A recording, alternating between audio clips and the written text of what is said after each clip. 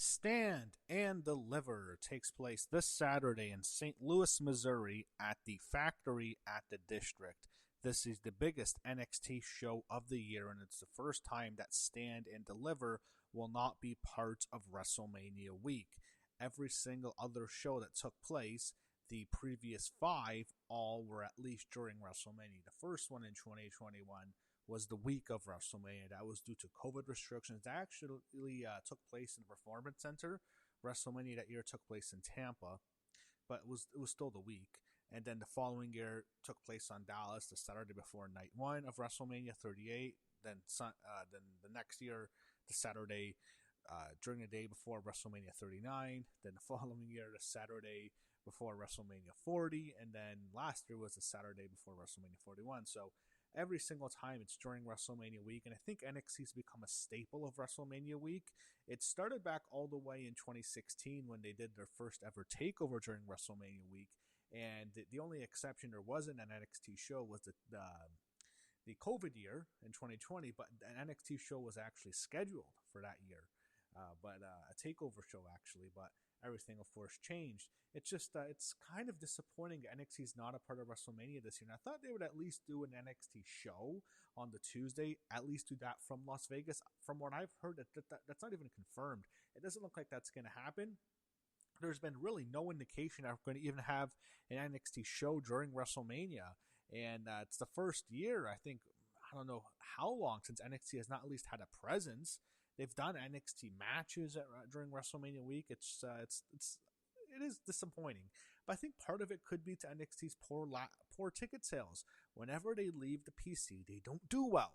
Maybe they put them in St. Louis because they didn't have much confidence that NXT could sell out or even sell enough tickets where it's at least respectable in the T-Mobile Arena, which is where Stand and Deliver took place last year. And I think last year the show started like at 8 in the morning. That's probably also part of it. Maybe if they were in a venue more on the East Coast or something, maybe they could still do it there, but I think that's also an issue. But it does kind of suck that NXT is not part of WrestleMania week in at least some capacity because it's been there for so long now, for more than a decade, I think. But we do have what I think is the best NXT show in terms of a card since the TakeOver years. Stand Deliver this year looks excellent. The card looks great. So first off, I guess we can talk about the countdown to Stand and Deliver. This is going to be, I believe, 6 Eastern this takes place. I don't know when, but the countdown show, we have a 10-person mixed tag team match. We have Birtright, which is Lexis King, Channing Stacks Lorenzo, Charlie Dempsey, Uriah Connors, and Arianna Grace taking on the makeshift team of a bunch of baby faces put together. Eli Knight, Shiloh Hill, Hank and Tank, and Wren Sinclair, the woman. So Wren and Arianna are the two women in this match. Just a match to get everyone on the card. You get that on big shows like this in which they want to get all their main roster people on NXT main roster, I mean. They want to get them all featured. I think it's kind of a throwaway match, but it's on the countdown show, so it's no harm, really. I think the Birthright needs to win. They're a new stable. They didn't like the other team. They're not going to be together for long anyway. Some of them might even go to the main roster for all we know. Maybe Hank and Tank, because I don't know what else they're going to do in NXT. But I just feel Birthright needs to win. And like the other team, like they're not going to stay together. There's no reason for the faces to win. So I'm going with Birthright in this match. Now we get to the Stand and Deliver main card. First off, we have the one match that is a non-title match. I don't think this will be the opener, but this is the only non-title match, so I'm going to talk about it first. Sol Ruca taking on Zaria. So two former teammates, former best friends, clash in St. Louis. Sol and Zaria. Zaria turning on Sol. I think you might have a more of a pro Zaria crowd because when they did that face-to-face on NXT the previous week, it was the fans there were mostly pro Zaria. Now, that is the Performance Center. It's not St. Louis, Missouri. You don't know exactly how the fans in St. Louis are going to take to it. And Sol has made some main roster appearances, so they might be more receptive to Sol than the Orlando crowd was. But I think you'll see at the very least, a split crown. I think Zaria is going to win because I think Sol Ruca's main roster bound. I think it makes all the sense in the world for her to go to the main roster. I think her and maybe Kalani Jordan and Lola Vice, they have nothing left to do in NXT. They've improved a lot. They're ready for the main roster. The fans at least have some recognition of them. I think they have some name awareness to an extent. Certainly the most is Sol Ruca because she was on that John Cena show, that Saturday Night's Main Event, a few months ago. So I think she's going to the main roster. Zaria is going to get a big push here in NXT. She might become the NXT Women's Champion next. I don't know. But I do think Zaria will defeat Sol Ruca in this match. I think she'll beat her clean too. Next, we go to the NXT Tag Team Championship. On the line, the Vanity Project, Brad Baylor and Ricky Smokes defend their titles against Los Americanos, Bravo Americo, and Rayo Americo, and I'm sure El Grande Americano, the Ludwig Kaiser version, will make an appearance. And you have Bravo and Rayo. It's Pete Dunne and Tyler Bate. I don't care. I hate this fucking gimmick. I fucking despise As Go Away He with me. I don't care how popular it is in AAA. I don't give a shit. I'm so fucking sick of it. As Go Away He. I don't want to see it. And I just hope Chad Gable unmasks and he's done with his version of El Grande Americano. He hasn't been entertaining with that gimmick in a long time since he got hurt. I don't give a shit about this match. I think it'll be really good. I just don't like the Americanos. Look, I shouldn't say I don't care. The match is going to be really good. And when I said the show was stacked, because of this, Pete Dunne and Tyler Bate are excellent. They're two of the best workers in the entire company. It's just that they're really short. But the Vanity Project, I don't know how good they are, but Dunne and Bate, they'll bring it. They'll have a really good match. This will probably be the first match of the show. And I have no doubt that the Vanity Project retain their belts and they'll still be NXT Tag Team Champions. And I do enjoy the team. I think they're a good heel team. Good pretty boy heels that piss people off. And I think they should keep the belts on them. Next, we go to the NXT Women's North American Championship. The champion, Tatum Paxley, defends her title against the woman who stole her belt and is still holding the belt, keeping it away from her. That is Blake Monroe, the former champion, who is very popular, and I hope to see her on the main roster soon. But Tatum Paxley has been tremendous this last few months. She had a great match with Izzy Dame on the Vengeance Day PLE, which I was not expecting. I think she's really good, really good on the mic, really good in the ring, has a good look to her. I think Tatum has a lot of potential, and I'm starting to get on the Tatum Paxley bandwagon now. I was kind of skeptical at first. To me, it just seemed like, all right, it's another girl with a dark gimmick. I've never seen a whole million of those. No, she's starting to come into her own. And Blake, I really like, but she doesn't need to win. I've ranted about this every week. Blake Monroe should be the NXT Women's Champion. She should not be going for the NXT Women's North American Championship. It makes no sense for her to do that. She's been the champion. She should be NXT Women's Champion. She should be the face of NXT, not this loser Jacy Jayne and this fucking fit influence bullshit because of this idiot booker Shawn Michaels. I'm so pissed off about that. She sucks. Anyway, Blake Monroe should be NXT Women's Champion, and she's not. She's not winning this match. She doesn't need to win the North American Championship. And if she beats Tatum, remember, Tatum was the NXT Women's Champion. She beat Jacy, and then at a Halloween Havoc, and it's like she lost a few weeks later on TV, I believe, the title back to Jacy Jayne because Izzy Dame turned on her. She cannot have another 1 month. It won't even be a month. It'll be not even 30 days. It'll only be 4-week title reign. No way. Tatum Paxley will beat Blake Monroe, and she will retain the NXT Women's North American Championship in this match. Next, we go to what could be the best match of the. Well, I think it's almost guaranteed to be the best match of the night, and what could be at least a match of the year contender if they really perform well, and I have no doubt that they will. Myles Borne defends the NXT North American Championship against Johnny Gargano, also known as Johnny Wrestling, also known as Johnny Takeover, and he is going to treat this match like it's NXT Takeover New Orleans, maybe it's NXT Takeover New York.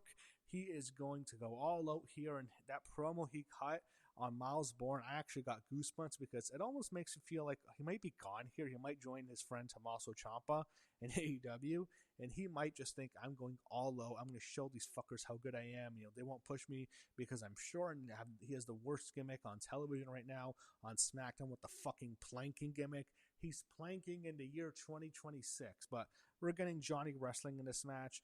They are going to have a tremendous match. Myles Borne better bring it because Johnny is. And if this match doesn't live up to expectations, I think it could actually hurt Myles Borne's stock. Maybe not with the WWE brass, but certainly with the fans, because he better have a great match with Johnny, because if you don't have a good match with Johnny, there's something wrong with you. They're going to have a great matchup. Myles Borne will win. He'll retain the NXT North American Championship, and that's pretty obvious, but no one really cares. I think the results, not in doubt. What we want to see is a classic, and I think we're going to get it. Next, we have a match that won't be a classic. We have the NXT Women's Championship defended in a triple threat match after the clusterfuck we saw last night on NXT. Jacy Jayne defending her title against Kendal and Lola. If Kendal was going to win this match, I thought up until last night, how they booked the finish, Kendal was going to win the NXT Women's Championship on this show. If she was winning, it would be a singles match. They put Lola in here so she can get pinned by Jacy Jayne, and Kendal doesn't have to take the pin. That's what happened here. I don't care. I don't know what the fuck is wrong with Shawn Michaels. What does he see in Jacy Jayne? She sucks. She has nothing. She's mediocre on the mic. She's mediocre in the ring. She has no look. She's a stick. She is, like, there's nothing to her that screams star potential. I don't understand. What does he see in Jacy Jayne? This is like the worst woman in NXT. Of that, all the women in the NXT Women's Division, she is at the bottom, and she's been this dominant champion for almost a year now. Since when did she beat Stephanie Vaquer? Last May or something? So it's been a year practically, 11 months now. And she's been champion the whole time, except for like a month, not even a month, a few weeks when she lost it to Tatum Paxley, then won it back. She has been champion for so long. I don't understand Shawn Michaels' infatuation with her. It's gone to the point where I want Shawn Michaels fired. I think NXT could be so much better with a better booker. That he holds the show down because he's an idiot. He wants to push this woman to the moon for no fucking reason. It's astonishing to me. It's like he doesn't just have a lazy eye, he has a lazy brain. So Jacy Jayne's retaining because there's a reason why Lola is in this match. It's to take the pin so Kendal doesn't have to get pinned by Jacy Jayne. Look, Jacy Jayne will win. Fallon Henley will interfere. Laney Reed will interfere. I'm sure Wren Sinclair will try to fight them off on behalf of Kendal. Lola will be left alone. She'll get pinned after she gets hit with the rolling encore. I'm guarantee you right now, Jacy Jayne's retaining this belt. And they're even teasing on something where she's going to face a challenge from Izzy Dame. I don't give a shit about that match. I like Izzy Dame. She had a good match with Tatum, but come on. NXT Women's Championship already. Zaria, they're going to build up. They're not giving the belt to Kendal Gray. They want to build it up more. Even if they don't want to, like, Blake Monroe should be your champion. It should be Blake Monroe and Kendal Gray in this great feud, but they want to push Jacy Jayne because the booker is an idiot who should be fired. He's the worst part of NXT. He holds the show down. Shawn Michaels is an idiot. But Jacy Jayne will retain this match. You're gonna hear a crazy rant from me when she retains. I'm holding back a bit, and if you think I'm going crazy, wait till after she retains, which I have no doubt she will on Saturday. Okay, next, the main event. NXT Championship defended in a fatal four-way match. Hendry against Ricky Saints against Ethan Page against Tony D'Angelo. A main event should be a great match. Should be a fun match. Fatal four-way, I'm sure they'll do a whole bunch of stuff. They'll smash into the steps, use chairs, go through an announce booth. There'll be a table spot because they did it on the contract setting on Tuesday, so I'm sure there'll be another table spot. It'll be a fun main event match. A lot of chaos. Should be entertaining. Not a match I'm super excited to see, but it should be a fun Fatal 4-way match. It's hard to have bad matches like that because there's so much you can do because you don't have to worry about a count out or a disqualification limits in this match. It'll be fun. You'll see a lot of breakups, and let's go through each guys. So I don't think Tony D'Angelo could win. He's the one who I want to win. I'm rooting for Tony D'Angelo. I really like his character. Maybe it's because I'm happy he destroyed Dark State because I hate Dark State.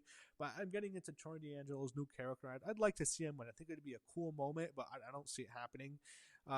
Ricky Saints, don't see it. He is ice cold right now. They're taking shots at him on some of the promos that he's a disappointment. That's what they probably really think of him. I don't think they're just playing into the internet. I think they think Ricky Saints is a disappointment. Ever since he lost the championship back to Obafemi back in, was it like December or something?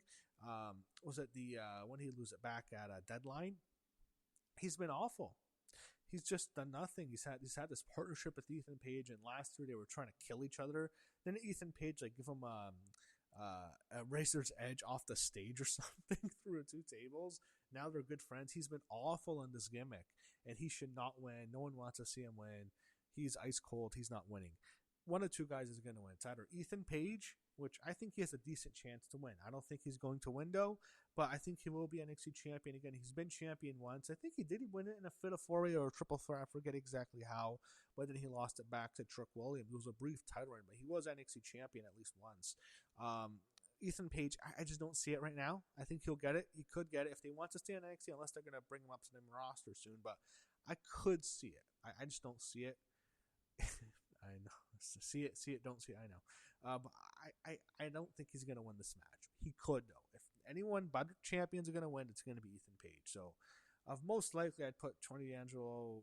I'd put Ricky Saints fourth, Tony D'Angelo 3, and those are a distant fourth and third. They're not winning. Second is where I'd put Ethan Page. And the most likely winner in my pick to retain the NXT Championship in this match is Joe Hendry. I just think he's gonna win. I think it makes sense for him to retain. I just don't think it's the right time to beat him. He's won the belt, and I think the show has been better since he's won this belt. He's been a good champion, I think, solid champion. Doesn't have too much to do. He's not always the focal point, but I think overall the show's felt better, and he's the top guy, so you have to at least give him some credit, even if you're not going to give him most of the credit. But I think Joe Hendry will retain his title, and I think that's how NXT Stand and Deliver, the first NXT that is not part of WrestleMania, it stands on its own this year. That's what they want us to believe, and it's not on WrestleMania week. It's in St. Louis, not in Las Vegas. Hopefully it's a great show, has a very good card. I think the Johnny Gargano match should be great. I think the tag team title match should be really good. The Blake Monroe match, I think, has the potential to be really good. The main event should be really good. Sol Ruca and Zaria can at least be okay. And there's the women's triple threat. I don't care that much. I hate Jacy Jayne. I don't know. But we have Stand and Deliver. Hopefully it's a great show. And again, should be I think this has the potential to be a takeover level show. That's how good this card looks to me.